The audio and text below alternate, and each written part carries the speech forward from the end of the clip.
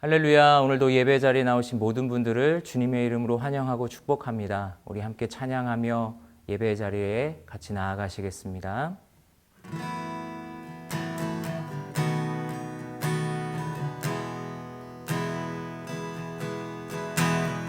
예수 가장 귀한 그 이름, 예수 언제나 기도 들으사, 오 예수 나의 손 잡아주시는 가장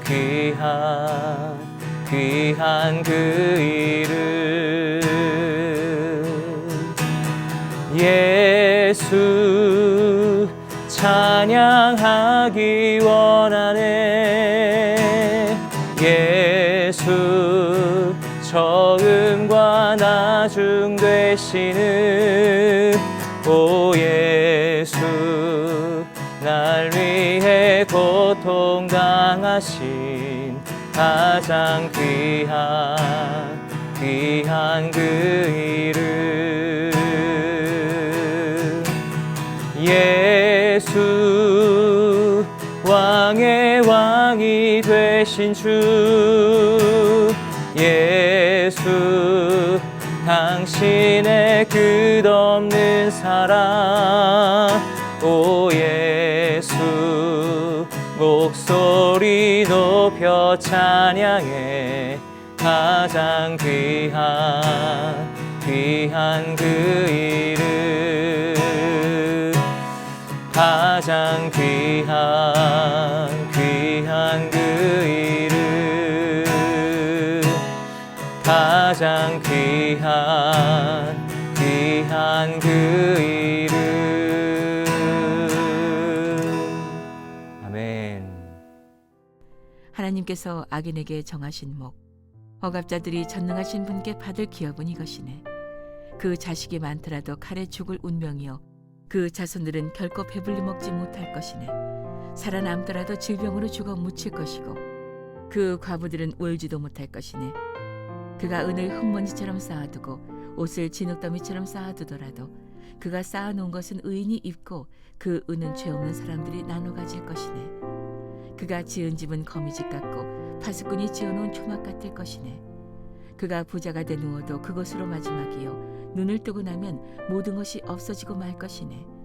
공포가 물처럼 그를 덮치고 폭풍이 밤에 그를 휩쓸어가며 동쪽에서 바람이 불어 그를 낚아채가 돼 폭풍처럼 그가 살던 곳을 휩쓸어 갈 것이네. 하나님께서 그를 아끼지 않으시고 던져버리시리니 그 손으로부터 도망치려고 안간힘을 쓰겠지. 사람들이 그를 보고 손뼉을 치고 비아냥거리며 그를 내쫓을 것이네. 할렐루야. 11월 18일 목요일 아침입니다. 오늘도 하나님 말씀으로 하루를 시작하신 여러분에게 주님의 은혜와 사랑이 가득하시기를 축복합니다. 시편 1편은 총 6절로 구성되어 있습니다. 그중 첫 번째 3절은 의인의 모습, 복 있는 사람의 모습을 그리고 있고 나머지 3절은 악인의 모습에 대해서 이야기하고 있는데요. 이렇게 표현하고 있죠. 시편 1편 4절에서 6절까지 말씀입니다. 악인은 그렇지 않으니 그저 바람에 날려가는 겨와 같도다.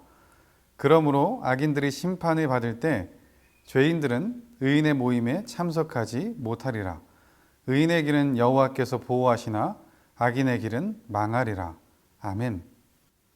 악인은 현재의 모습이 어떠하든 그저 바람에 날려가는 겨와 같은 인생이라고 말하고 있습니다. 심판의 때에 악인 또 죄인들은 의인들의 모임에 참석할 수 없게 될 것이다. 이렇게 표현하고 있죠. 결국 하나님께서 의인들은 보호하시나 악인들의 길은 망하게 될 것이라 이렇게 노래하고 있습니다. 오늘 본문에도 보면 욥이 악인들의 결국 그 마지막에 대해서 말하고 있는데 오늘 보면 13절 함께 보도록 하겠습니다. 하나님께서 악인에게 정하신 목, 억압자들이 전능하신 분께 받을 기업은 이것이네. 욥은 하나님께서 악인들에게 정하신 목, 억압자들이 받을 기업이 이것이다 라고 그 말을 시작합니다. 그리고 지금은 비록 번성하는 것처럼 보일지라도 그들의 결국에는 하나님의 심판이 있을 것임을 강조하고 있습니다. 12절까지의 내용으로 봤을 때는 지금 와서 대화하고 있는 이 친구들도 이 심판의 대상이 될 수 있음을 경고하고 있는 것처럼 느껴지기도 합니다. 이 악인에 대한 그 마지막, 그 내용이 구체적으로 나오고 있는데요. 먼저 14절과 15절 말씀 보도록 하겠습니다. 그 자식이 많더라도 칼에 죽을 운명이요 그 자손들은 결코 배불리 먹지 못할 것이네. 살아남더라도 질병으로 죽어 묻힐 것이고 그 과부들은 울지도 못할 것이네.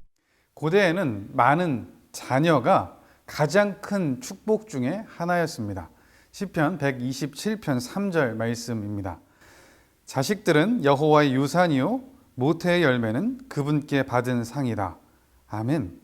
시편 127편을 쓴 솔로몬은 자식들은 여호와의 유산이고 하나님께 받은 상이라고 말하고 있죠. 거기서 계속해서 솔로몬이 이어지는 내용에 뭐라고 얘기하고 있냐면 자식들이 화살과 같고 화살통에 화살이 가득 찬 사람은 복이 있다 표현합니다. 그들은 적과 싸워도 수치를 당하지 않을 것이라 이렇게 말하고 있습니다. 그렇기에 악인들이 많은 자녀를 가지고 있는 것이 축복을 받고 있는 것처럼 느껴집니다. 그러나 지금 본문의 욥은 무엇이라고 말하고 있습니까? 그 자녀들이 칼에 죽게 될 것이고 굶주리게 될 것이라 이렇게 말하고 있습니다. 전쟁과 기근이 임할 것이다 라고 말하는 것이죠. 이에서 만약에 살아남는다고 할지라도 질병으로 인해서 죽게 되고 또 이 자식을 잃은 과부들은 너무나 슬프고 고통스러워서 더 이상 눈물을 흘릴 수도 없는 그런 심조차 남아있지 않은 상황이 될 것이다 라고 말하고 있습니다. 대가 끊어지는 그런 심판이 있음을 강조하고 있는 거죠. 여러분 어쩌면 욥이 이 악인들에게 임할 그 자녀들이 죽는 심판을 이야기하면서 10명의 자녀가 다 죽은 자신의 상황이 생각났을 수도 있습니다. 하지만 의인으로 살기로 결단한 이 욥은 자신의 마지막에 하나님께서 이 악인들과는 구별된 그런 의인으로 대해 주실 것을 소망하는 것처럼 보입니다. 욥은 계속해서 이 악인들의 결국에 대해서 얘기하고 있는데 오늘 보면 16절, 17절 말씀 함께 보도록 하겠습니다. 그가 은을 흙먼지처럼 쌓아두고 옷을 진흙더미처럼 쌓아두더라도 그가 쌓아놓은 것은 의인이 입고 그 은은 죄 없는 사람들이 나눠 가질 것이네. 그 당시에는 부자도 하나님의 축복이라고 생각했습니다. 왜냐하면 그 재물을 하나님께서 허락해 주신 것이라고 생각했기 때문에 그렇습니다. 그렇기에 많은 소유를 가지고 있는 이 악한 사람들, 이들에게 하나님께서 복을 주신 것처럼 느껴질 수 있습니다. 여기서 분명한 것은 이 소유가 하나님께서 허락해 주신 것이라는 것입니다. 그렇기에 하나님께서 그 재물을 하나님이 원하는 사람에게 주실 수 있다는 거죠.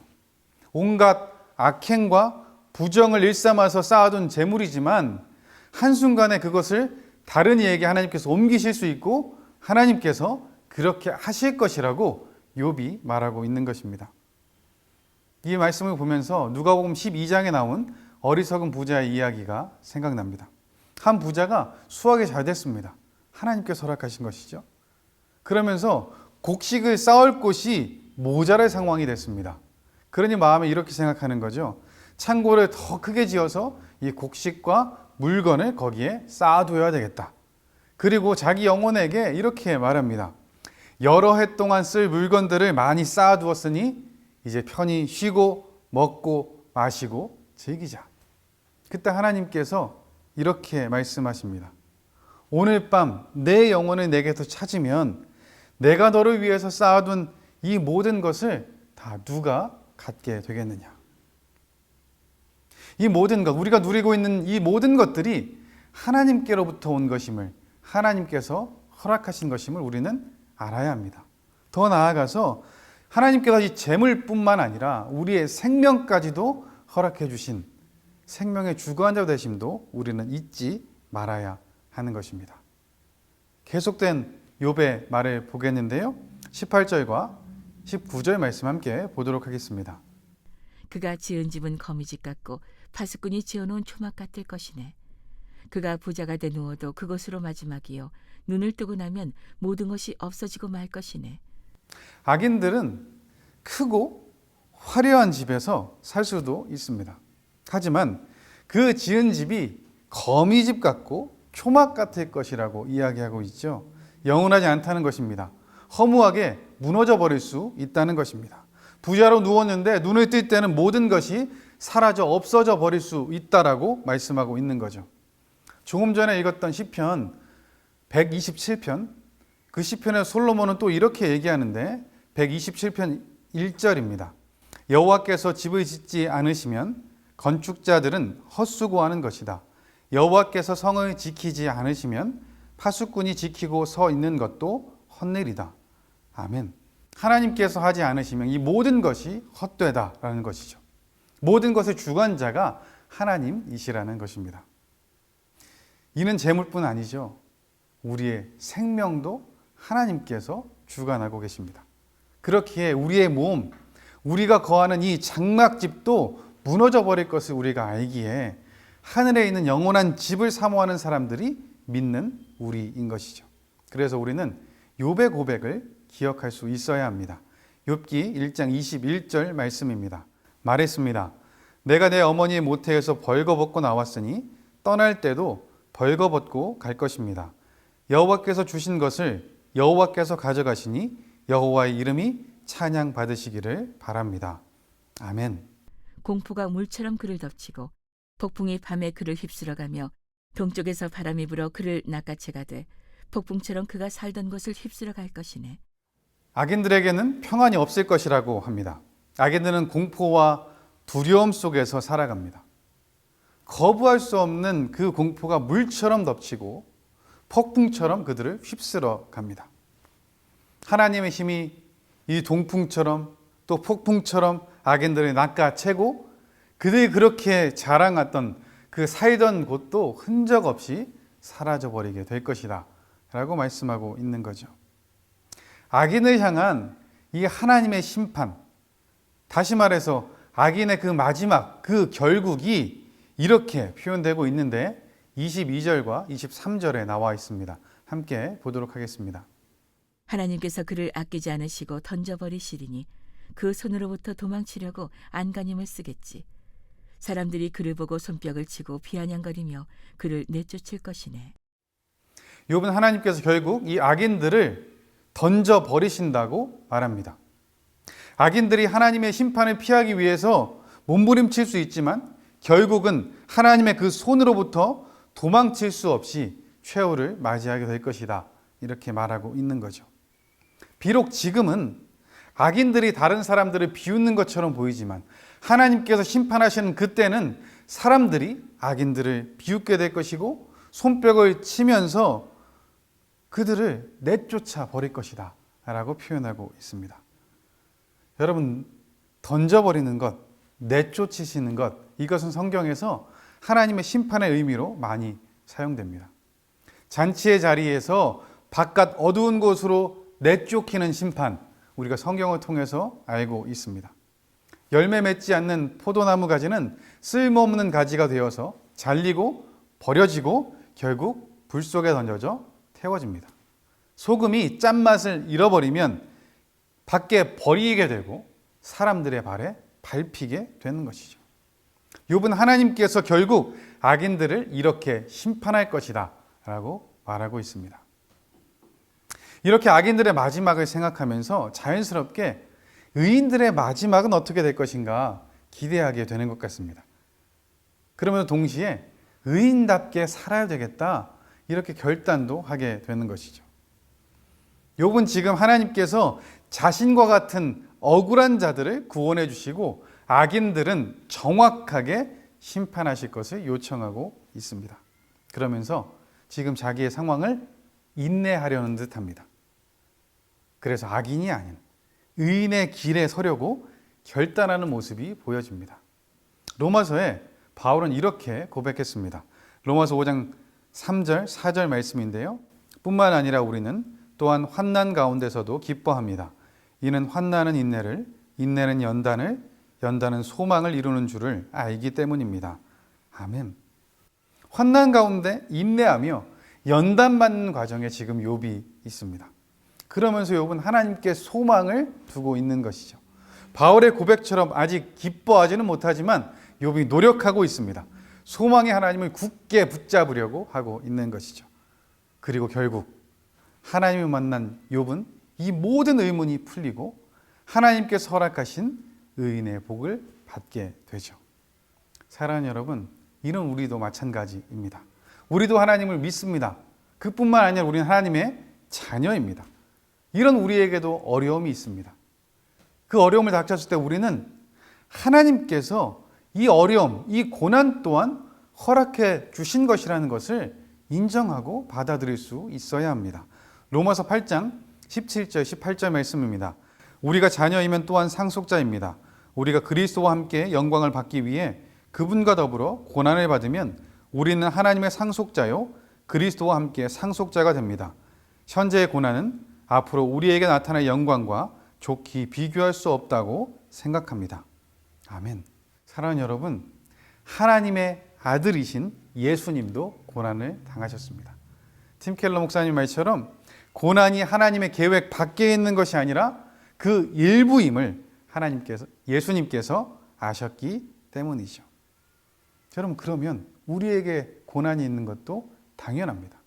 왜냐하면 우리도 하나님의 자녀, 하나님의 상속자이기 때문에 그렇습니다. 그러나 우리에게 고난만 있는 것이 아니라 영광도 있음을 우리가 기억할 수 있어야 합니다.